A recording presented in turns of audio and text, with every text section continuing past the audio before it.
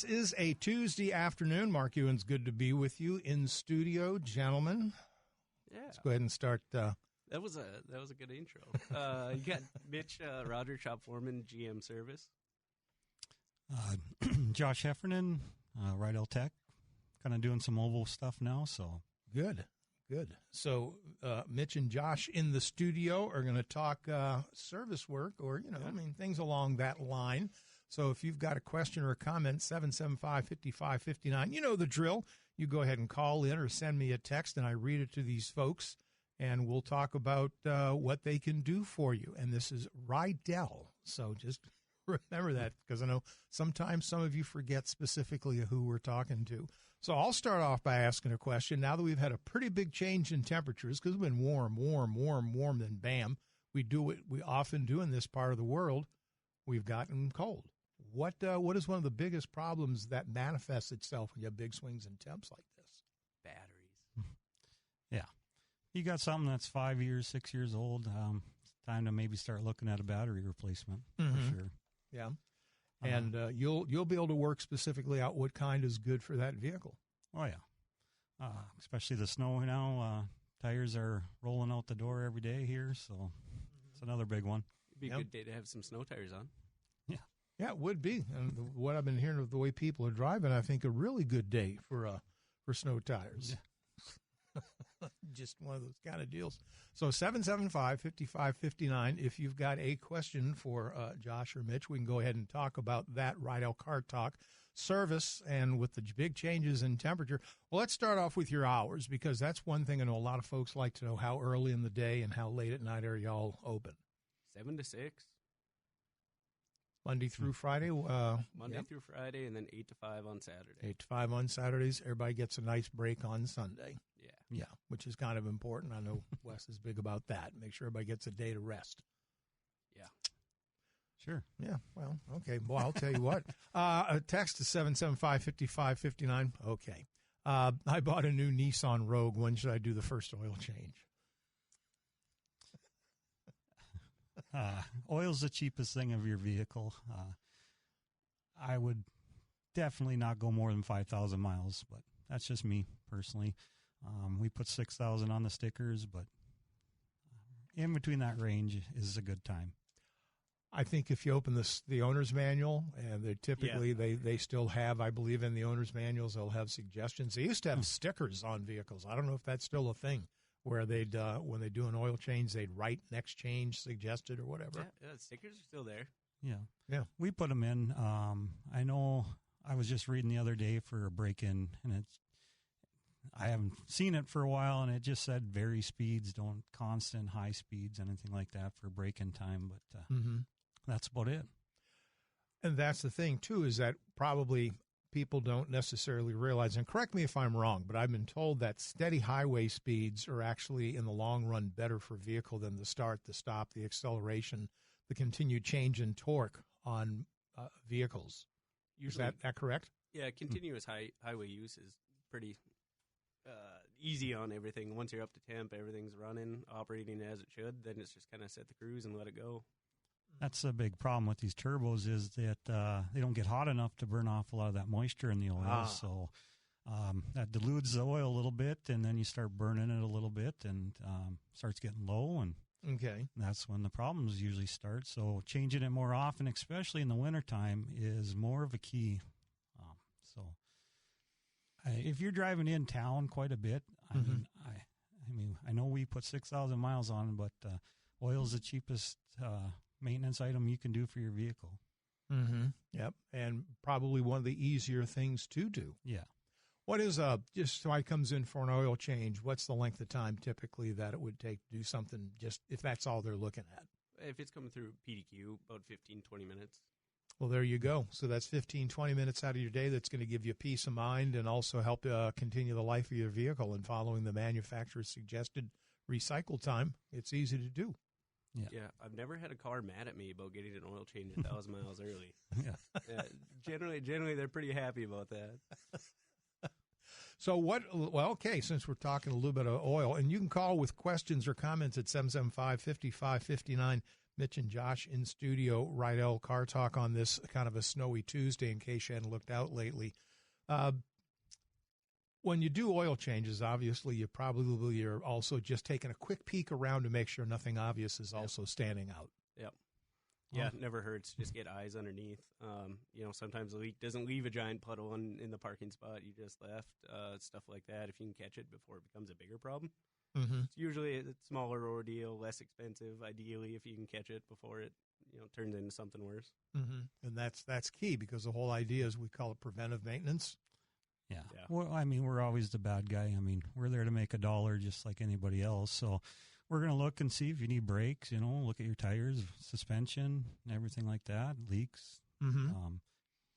Do preventive maintenance, suggest that. That's kind of what we do almost on every vehicle that comes in the shop. So I just had one today with 4,000 miles and I was inspecting it. So It happens. A text to 775-5559. Is it advised to get the transmission fluid flushed/changed at 60,000 miles on a Nissan Murano, even though there is no apparent problem?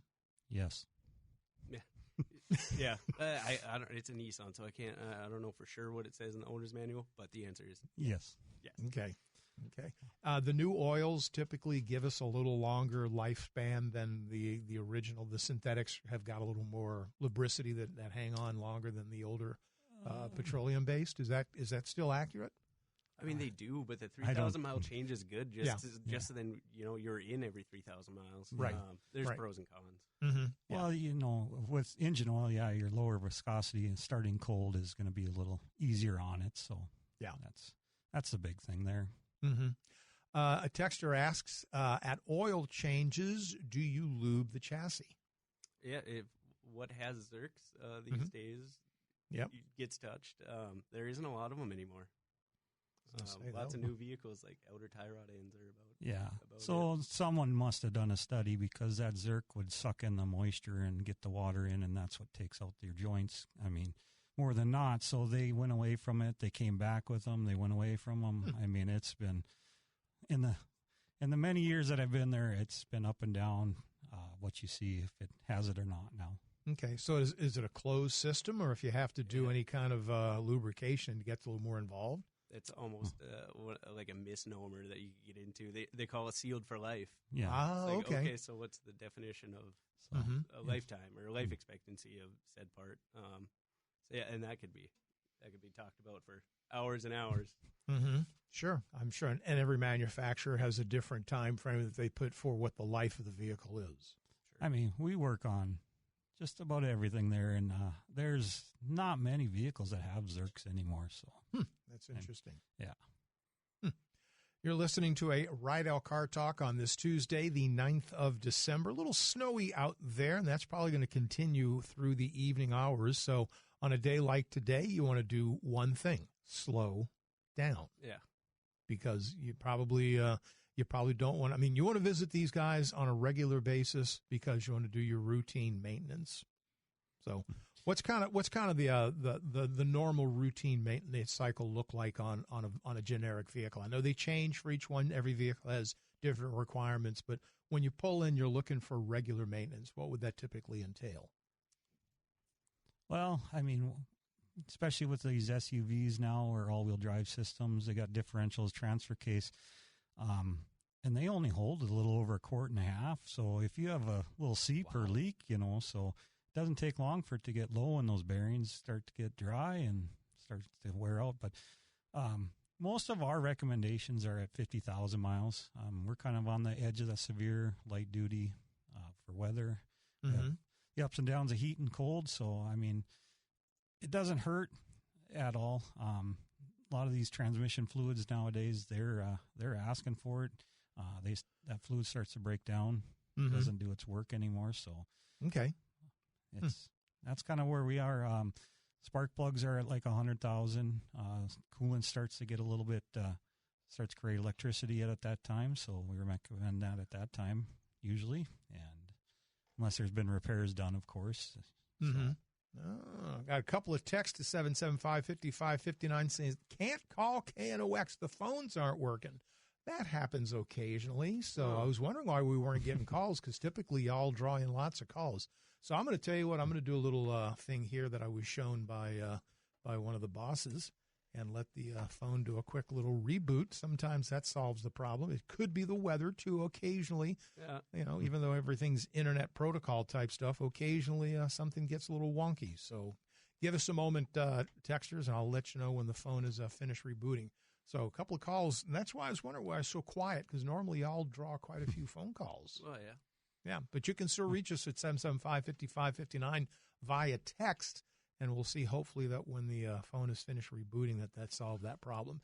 Rydell Car Talk. It is a Tuesday. Mitch and Josh in studio from service. We're talking about a lovely weather day and how we want you to drive safe, because we want to see you in there for regular service, not for emergency service. Right. If you drive too fast, then you'll probably be going to see Body Shop. Yeah, which is, and then maybe see you folks, if depending on how bad the bump was. Yeah. I haven't met many people that are happy to see us, so I mean it's oh, we're always happy to see you. It's just, if it was my own making, was I the Doomkoff? So 775-5559 callers, go ahead and give me a shot and see if the phone is still acting wonky, because it says it's fine, but you know, sometimes that just can happen. Or you can text me at 775-5559 if you've got a question, because that certainly is an alternate way to reach out to us that I think anybody with a cell phone can do it right now. So let me know if the phone is still off the air. Okay, so what else you want to hit me with? Because I know there's a lot of stuff going on when we talk about service. Yeah, I was going to maybe steal a second to give a little shout-out to the guy next to me here, Josh. 30 years experience waiting on the line. So if you got a question, it's a good time to call in. And he's heck of a guy, and we're really, really lucky to have him in the shop. There you go. Well, congratulations. 30 years. That's no small deal, man. No. That's huge. Yeah. Too old and dumb to know anything else. Yeah, you've been working there almost as long as I've been alive. So sure. So I started this mobile. We're kind of getting this off the ground, and every manufacturer has recalls, so we're trying to do some of these that you don't want to come in the shop. We'll come out to your work, your house, and I'll do some programming in your driveway or at your place of business. And we've been trying to get that off the ground, and then it's, not really looking forward to it tomorrow, but hey. Yeah, the weather right now makes it seem a little far-fetched, but we're trying it. We're gonna see. But I'm gonna bundle up tomorrow and head out and do a few tomorrows. Thursday's a couple more, so trying to get it off the ground, and hopefully that takes off. And well, that's a good thing, though. That's another service, so to speak. Well, we're just trying to get out to these people that it is a pain. Everybody's so busy nowadays, kids, everything. So we can come out and get this done for you. We will. Definitely can call into the call center and ask for that if it's possible. We're not doing everything, especially these L87 recalls. I'm not going to lay on the ground and change oil out there. So, but eventually we're going to become a mobile service dealer. So cool. That's kind of our game plan right now. Well, there you go. So you just got another 30 years ahead of you. Yeah. 20 and I can retire. Yep. A text to 775-5559. Have 2006 Buick Lucerne got a recall notice. Can you take care of the recall? It's probably ignition. 06. Yeah, that's probably ignition key one. I definitely could come out and do that. That's kind of my old jam there. So did plenty of those in the days. Yeah, and the hate of those are around left and right. Yeah. If that's what it is, some of those, I can't remember. 06 had a seatbelt one also. But definitely they can ask at the call center, and then they'll usually send me a message, and then we'll get back to them if we can. But it's definitely worth the call in because, if you don't have to come in, and you don't want to, and try to get the upsells from us, I mean, whatever. Yeah. It is what it is. We'll do what we can. Well, you're here for service, hence the term, hence the name. 775-5559. What is your least favorite brand or model to come into the shop? In other words, which one has the most issues? Well, they're all junk. If they didn't ever broke, neither of us would have a job. Yeah. I don't know. Well, I'm going to say like a Volkswagen or an Audi or something like that. That's my tend to hate. I'm getting old and clumsy a little bit, and it's hard to get in there nowadays. So, yeah. But I've worked on pretty much everything there, so they're all the same. I mean, they're not fun. Any one of them is not fun to work on. Well, mechanics being what mechanical things are, and especially in our climate, because you go from 100+ degrees in some summers to days like this, and where you're getting moisture all packed up underneath it. And yeah, GM stuff is obviously, I guess, what we're most used to and most comfortable with. The Germans can be a little German automakers can be a little tough just because they have almost like a different like language once it comes to that's a silly way to say that, but their terminology, their phrasing, and just even their DTCs are kind of framed in a different way than the U.S. based automakers are. So those are, you almost have to do 10 minutes of reading just to realize why that light's on. Mm-hmm. A text to 775-5559. Let's see here. I hope they don't say Jeeps are rough, LOL. This is a Jeep owner that I know.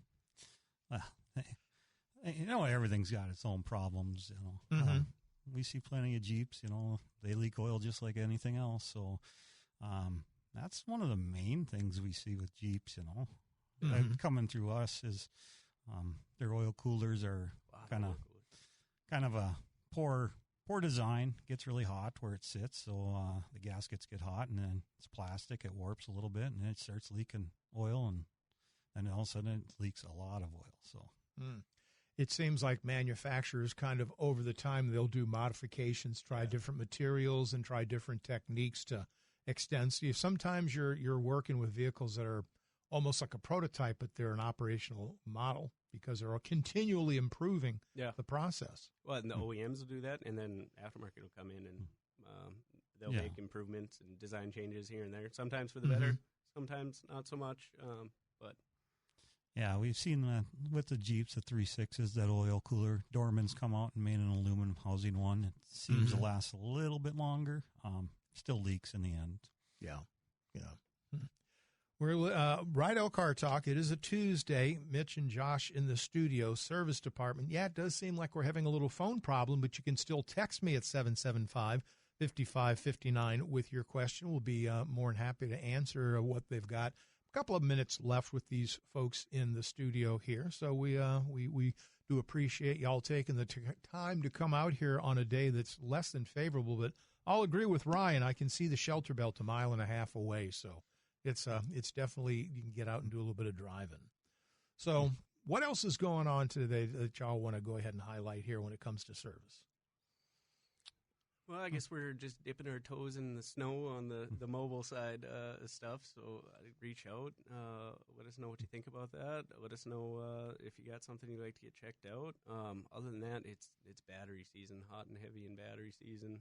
Yeah, we just kind of wrapped up on our buy 3, get 1 free tire deal. So, but tires are still, I see the wall was still lined up this morning when we got there. So that's still a big thing there. So I think they were talking about another sale coming up. So, and then, I mean, this town's got enough tire dealers, and so we want to be better than the rest of them. But so, well, there you go. Competition actually keeps your edge right up there. Yeah. After you replace the gasket on the upper intake plenum of a 2001 Grand Prix, they are fun to work on. 3800, yeah, that's a good one. Old warhorse. Can they do warranty work on vehicles outside of Rydell's brands? Extended warranties. Well, it depends. If it's a GM vehicle that we don't sell anymore, like Buick or whatnot, we can do that cross brand. But other than that, we would just sublet it to the authorized dealer or whatnot. Sure. So, like the gentleman that's a Jeep owner, he wanted to do something. Yeah. So we can't do right. Jeep. You're not we can't do right. Jeep warranty. Oh, kind of obvious, but hey, it's a question worth asking. Oh, yeah. So, are winter tires worth it? I think so that was one of those things, kind of like a heated steering wheel. Yeah. I didn't know if I was completely sold on it, and then I tried them. Yeah. Both are absolutely worth their weight in gold. heated steering wheel. If you haven't tried it, get yourself one. And snow tires, they're absolutely awesome and make a huge difference. Mm-hmm. It's just the pain of, you got to pay to swap them in and out. And that's kind of the downfall of why people don't do it or try to find other rims. So, sure. I mean, but yeah, if you ever got a nice set of snow tires on a vehicle and driven, it's money well spent. Yeah. So versus just going with the all seasons that are probably kind of a blend. They try to mix both the best of the high temperature durability of summertime tires versus the grip of wintertime tires. Right. And you're going to have trades one way or the other on each of them. Yep. It's not saying all seasons won't get you around, but if you tried snow tires, you know the difference. Yeah. Okay. Anything else you want to hit me with? Oh, let's see here. Another text at 775-5559. I'm not getting any GPS maps on my 22 Chevy Silverado. What is the problem? GPS maps? Yeah. First question, I guess, would be if there's an OnStar data plan or if we were trying to run Google Maps paired through the phone. Lots of variables. But certainly could check that OnStar. What year was it again? 2022. Yeah. So that's relatively new. If it says, what is it, off-road? Right. Yeah, we'd have to see it. Yeah. Okay. Yeah. But some of them had some antenna problems and stuff like that, so they would say like off-road, or it'd have a red X somewhere on the map. OnStar light red. Yeah. That would be the first thing, and make sure your OnStar light is green. So if not, hopefully you're still under warranty. Bring it on in. All right. There you go. Anything else you want to talk about before I cut y'all loose? I ain't got much. Yeah. 30 years, you've seen it all. Yeah, it's been a game, that's for sure. A lot of friends come and gone, and a lot of faces come and go, and a lot of vehicle changes. I mean, so, upgrades and downgrades and whatever. And now we're fixing computers, not cars anymore. So Sure. It's a different world. Go back 30 years and think of working at the dealer and somebody asking about their navigation maps not coming up on the radio. Yeah. Times changed. It's crazy. Exactly. One more question. I'll cut you out of here. So why do I need an oil change every 3,000? The material used for making motors nowadays and the advancements in oil formulas, you should be able to go longer. Yeah, well, and absolutely follow the owner's manual. Follow the OE recommendation. Just as a person in the shop, I'm telling you, it doesn't hurt to change it a little early. Yeah, makes the parts last longer. Well, everything is run by oil now. Your timing, everything is fed. They oil feed it. So that oil starts getting a little sludgy or thick or whatnot. Yes, oil has supposedly gotten better. Has it? I don't know. But, it's like I said, it's one of the cheaper things that you can do for your vehicle. Yeah, and it's relatively a peace of mind because if you keep that clean, that's probably 90% of a lot of things that go wrong with an engine. Yeah. Yes. Yeah, just a guess. Mitch, Josh, appreciate y'all. Congratulations, 30 years. That's pretty cool. Thank you. Yeah. Here's to another 30. Yeah. You never know. Well, I'm hoping for 20, and then 20. I'll be 68, and then I can be done. Yeah. Hang the hat on that. Ain't that a kick? Hit my 50 years and be done, yeah. All right. Well, gentlemen, thank you for taking the time to come on out here on this kind of a stormy Tuesday, and be safe heading back into the big city.